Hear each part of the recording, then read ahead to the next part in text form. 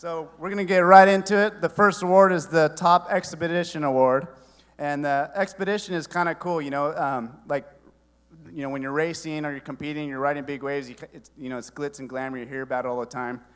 That expedition guys are kind of like the unsung heroes, they do gnarly stuff, and sometimes they don't get as much credit, they're paddling hundreds of miles or crossing channels or doing, crazy paddles for like good causes and everything. So the nominees are pretty badass, and let's see the intro.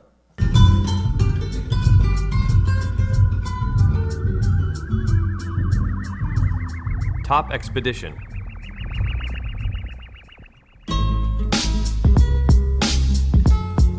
Down the Missouri. Scott Mistrees had recently quit his gig in finance to paddle the length of the Missouri River using a wooden, hand-built paddleboard to travel 2,341 miles in 100 days while raising money for inner-city youth. 11 cities tour, non-stop. In May, Bart de Zwart completed the Netherlands-famed 11-city tour course in one continuous 137-mile push, smashing the previous record and finishing in 28 hours and 21 minutes. Everglades Challenge. Despite being robbed, Shane Perrin finished Florida's Water Tribe Everglades Challenge and then continued on another 100 miles to Key West, raising awareness for tissue and organ donation.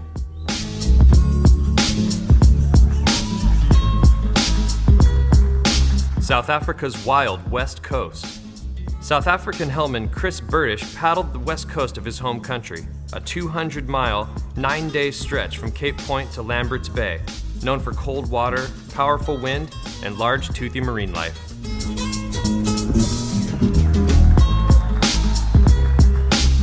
XF 500. To celebrate Florida's 500th birthday and raise awareness for a biodiverse ecosystem, Justin Riney is spending half the year circumnavigating Florida's coastline and the other half exploring the state's inlets, estuaries, and rivers.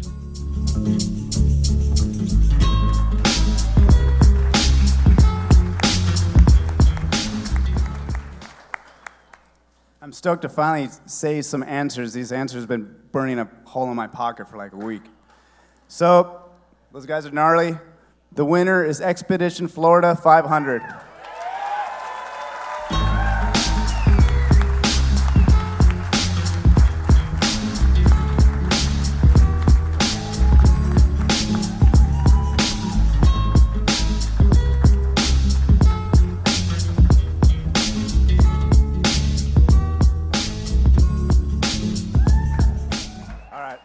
Here they come.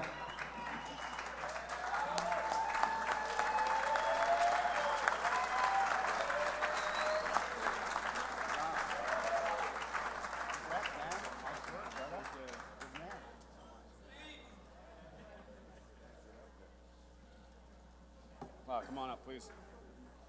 Wow, thank you guys so much, man.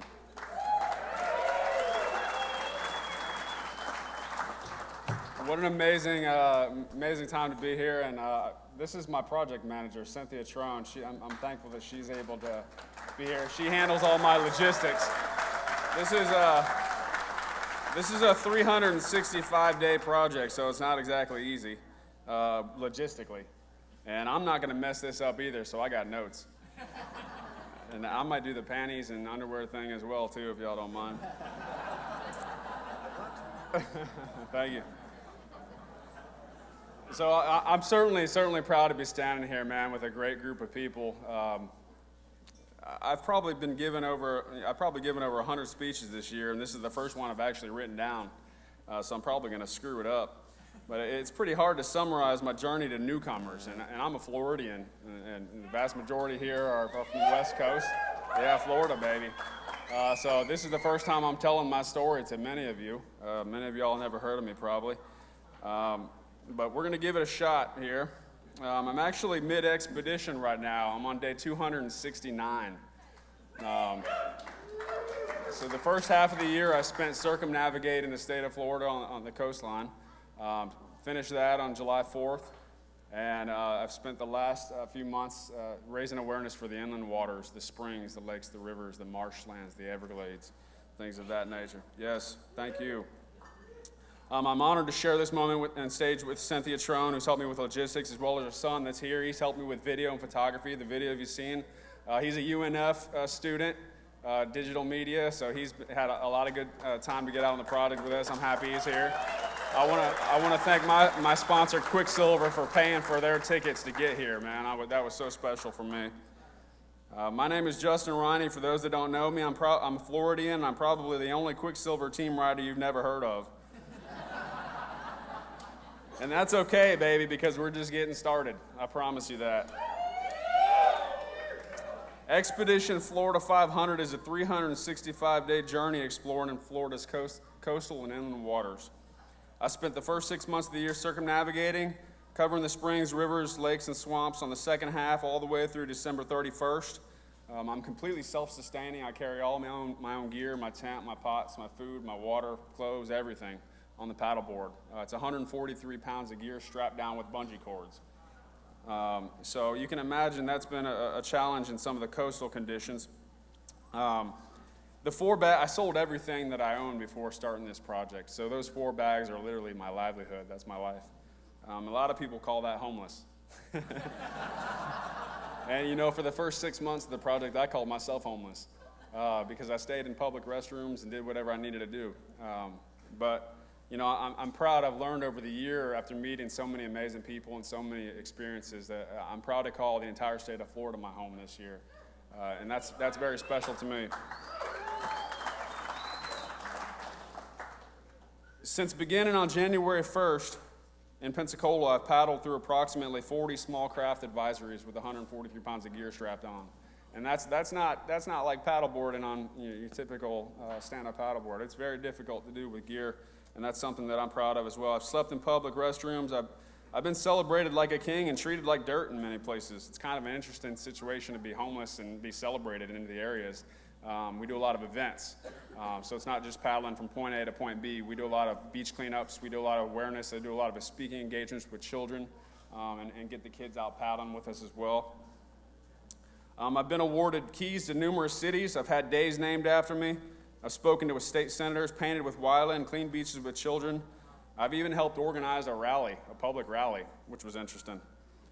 We've inspired thousands of Floridians with this project all over the state, all over the nation, and even abroad. And I've got more stories from 9 months than most people will have in a lifetime, and that's special to me and special to all of us that have been involved with the project. But this project isn't about me, and that's why y'all probably don't know about it. It's not about paddleboarding. It isn't about adventure or breaking records.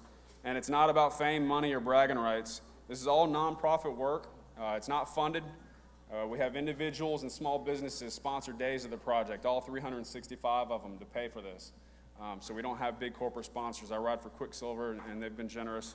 But the people are paying for this project, which is very special. Thank you. Thank you. Expedition Florida 500 is about a responsibility that we all have as watermen and waterwomen to take care of our homes, to take care of the waters, to be better stewards. It's about Florida and all the magic that's in Florida that y'all don't know about. You guys may think of Florida as, you know, beaches, golf courses, or Disney World. There's a lot more to it, I promise you that. Perhaps you guys have envisioned retired folks or tourists, pretty beaches. Florida's an untapped paradise for the outdoorsman and for the waterman, for the waterwoman. And I invite each and every one of you to come visit the Florida I know. Come brave the Everglades, paddle the Kissimmee, St. Johns, or Myakka River, paddle with gators and sharks as long as your 14-foot paddleboard. I invite you to a place called 10,000 Islands or the Dry Tortugas. Explore Florida's springs and marshlands. Florida's unique in that it's home to the entire aquatic ecosystem. And that's something that's very special to that area over there. We've got every type of water from source to sea and everything in between. And like your home, Florida is a part of who I am. I'll fight for her. We should all fight for our homes, and we should all protect our camp. And I'm so grateful to be up here today and to raise awareness for a particular issue in my home waters called the Indian River Lagoon. Yes, thank you.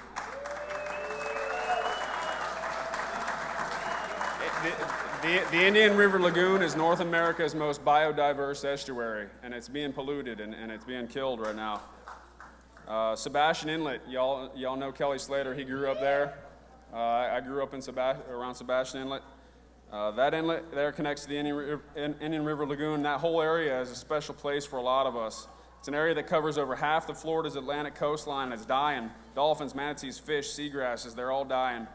There's discharges from Lake Okeechobee that are polluting the estuaries as well around there. And we're raising a lot of awareness for that with the project. As paddlers, as surfers, as watermen and women, these waters have given us so much over the years, whether you live in Florida or not. These issues are issues we must all tackle together. And I encourage each and every one of you to use social media as an outlet to do that. Social media is booming right now, man, and we got a huge opportunity with technology to be a part of a movement to help protect these lands and waters.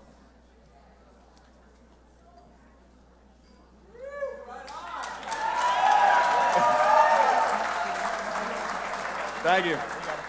Yeah.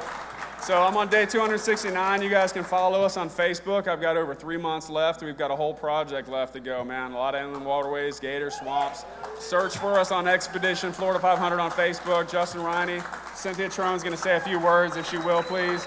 And I thank y'all so very much.